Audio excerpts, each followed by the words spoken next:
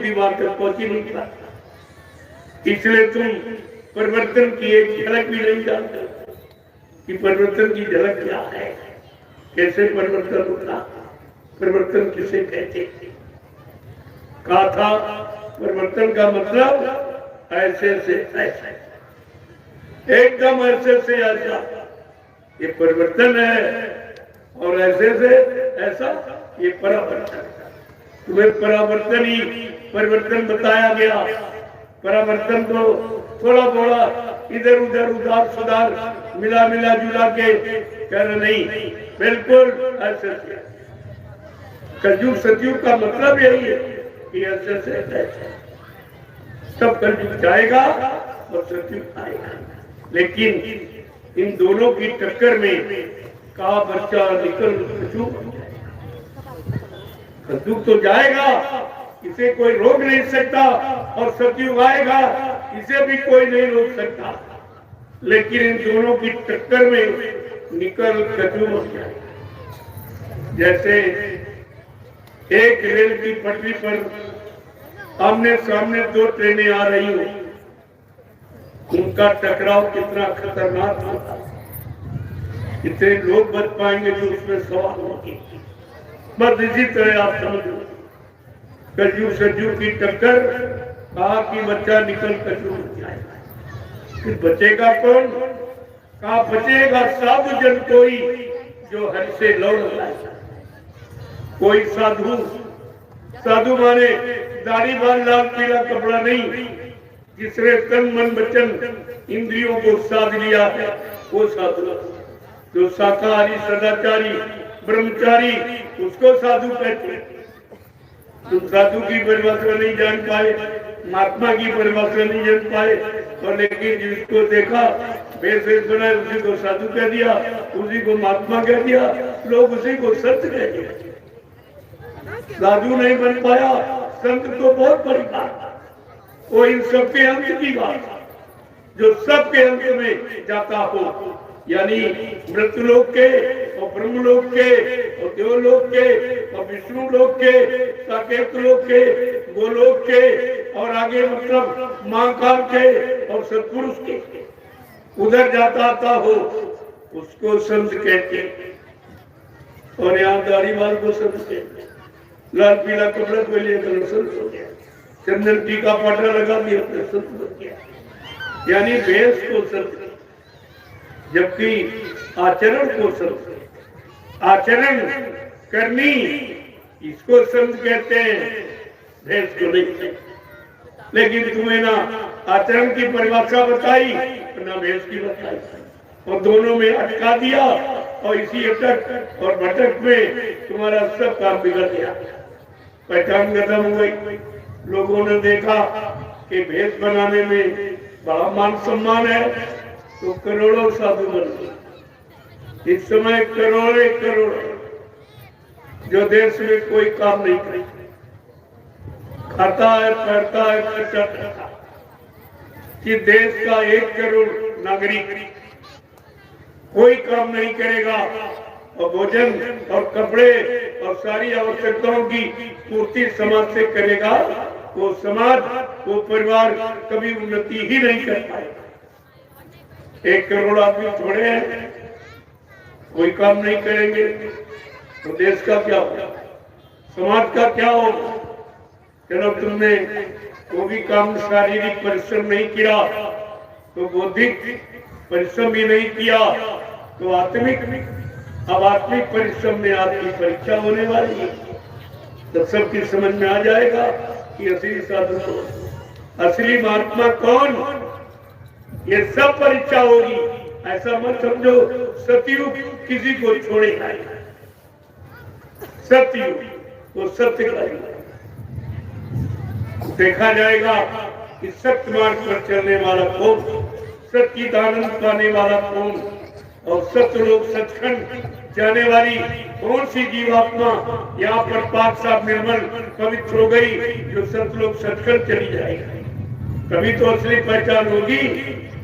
तो कहा बच्चा निकल कचूमर, इन सब का कचूमर निकलेगा। ऐसा मत सोचो आप, जब राम जन्मभूमि की बात उठी थी तो बाबा जी से पूछा देश के जिम्मेदारों ने कि बाबा जी आपका क्या विचार है? कहा भाई महात्मा का विचार कोई अलग नहीं होता, महात्मा विचार सबके हित में होता, सबके कल्याण के लिए होता। और कहा कि राम जन्मभूमि कहा वो तो बहुत पुरानी बात है, उसकी समस्या का हल करना कोई वर्तमान की समस्या का हल नहीं है। उस समस्या को आगे लाना वर्तमान की समस्या को बहुत पीछे धकेलना है। लेकिन इतनी ऊंची बात कह दी गई किसी की समझ में नहीं आया। कहा ये पुरानी व्यवस्था जो कितने युग निकल गए, आज कलयुग में उन युगों की व्यवस्था खड़ी करोगे तो कलयुग की व्यवस्था हजारों यानी करोड़ों को पीछे चले जाएगा। सुख शांति अमन चैन सबका छिन जाएगा, क्योंकि वो पूजा जड़ पूजा और जड़ पूजा को कलयुग में प्रधानता दे दोगे तो कलयुग की जीव बेचारे वैसे भी टूटे पड़े और फंस जाएंगे। फिर इनको चेतन पूजा कौन सिखाएगा, चेतन से संबंध कौन कराएगा? और ये चेतन जीवात्मा अपने चेतन देश अपने चेतन मालिक से कब मिलेगी? लेकिन इतनी ऊंची बात बताई गई किसी के पल्ले नहीं, किसी की बुद्धि ने वहां तक कुछ सोच ही नहीं पाया। अब पता नहीं बाबा जी क्या कहते क्या समाधान, किसी ने बात नहीं मानी और एक बड़ा भारी जड़ का चिन्ह खड़ा कर अरबों खरबों रुपए लगाकर वो जड़ का चिन्ह खड़ा, जिससे 1% लाभ भारत की जनता को किसी तरह का मिलने वाला नहीं है। तुम लाभ के लिए करते हो कि हानि के लिए, तुम विकास के लिए करते हो कि विनाश के लिए? यही आप तक नहीं समझ पाए कि विकास की परिभाषा क्या है, विकास किसे कहते हैं और तुमने किसमें विकास किया। मैं तो देख रहा हूँ तुम्हारा विकास झूठ बोलने में, न्याय न देने में, अन्याय में, अधर्म में, पाप में और जड़ में, तुम्हारा तो इसमें विकास था। ये विकास है कि विनाश की तरफ ले जाने वाला। जब तक भारत की जनता जगेगी नहीं तब तक तुम अपना विकास कभी सोच ही नहीं सकते। करना बहुत दूर बात, क्योंकि तुमने विकास किसी के हाथों में सौंप दिया और जिसके हाथों में सौंपा वो विकास की परिभाषा नहीं जानता, तो तुम्हें विकास के मार्ग पर कैसे लाते? आज ये पावन पुण्य तिथि उसी यादगार की, जिस विकास के लिए, जिस उन्नति उत्थान प्रकृति के लिए, जिस संपूर्ण मानव को सतपथ के रास्ते पर, सुख के रास्ते पर, आनंद के रास्ते पर खड़ा करने के लिए कितना संघर्ष किया गया। करोड़ों जीव कुर्बान हो गए, तमाम माताएं निपुती हो गई, तमाम बहनों का सुहाग लुट गया, तब ये आजादी का दर्शन हुआ। लेकिन बेचारी आजादी इस समय पूर्ण बर्बादी के कगार पर खड़ी होकर रो रही है, आंसू बहा रही है। न कोई सुनने वाला, न कोई आंसू पोंछने वाला। फिर विकास कहाँ चला गया? उन्नति उत्थान प्रगति कहाँ चली गई? सुख और शांति कहाँ चली गई? न्याय सुरक्षा रोजी रोटी कहाँ चली गई? ये सब चला कहाँ गया?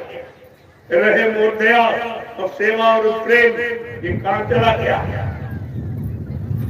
और बुद्धि का विकास, माँ बहन बेटी की परम पहचान, ये बुद्धि के द्वारा किया जाता। ये बुद्धि किसने खराब की? और तुमने बुद्धि 5 साल के लिए नेताओं के हाथ गिरवी कर रख देते हो। जो सामान गिरवी रख दोगे तुम्हारा होते हुए भी तुम उसका प्रयोग नहीं कर सकते। गिरवी का मतलब ये, सीधी सादी बात आपको समझ लेनी चाहिए। आज उस पावन तिथि की यादगार के लिए, उन शहीदों की यादगार के लिए ये तिथि रखी गई। कि तुम बोलने न पाओ, ये भारत देश स्वतंत्र आजाद ऐसे नहीं हुआ। कितनी कुर्बानी हो गई तब ये आजादी का दर्शन। लेकिन वो कुर्बानी केवल कहानी नहीं थी, आज सच जगह कहानी सुनाई जाती है, लेकिन कुर्बानी के भाव कितने के अंदर पैदा हुए। उससे ज्यादा समय खराब, जिस खराब समय के लिए हटाने के लिए कुर्बानी दी गई, आज वो करोड़ों गुना उससे ज्यादा समय खराब, तो कहानी से काम हो जाएगा। उससे करोड़ों गुना कुर्बानी का भाव पैदा करना पड़ेगा। लेकिन कुर्बानी तो कोई जानता नहीं, कहानी सब सुनाती। आज एक बांस की लकड़ी खड़ी करके एक कपड़े में 3 रंग करके एक डोरी लगा के ऐसे किया, बस आजादी हो गई, आजादी खत्म, आजादी का पर्व हो गया। शहीदों की कुर्बानी का महत्व गौरव करना केवल एक लकड़ी के द्वारा। अरे कुछ तो सोचो समझो, इस पर विचार करो।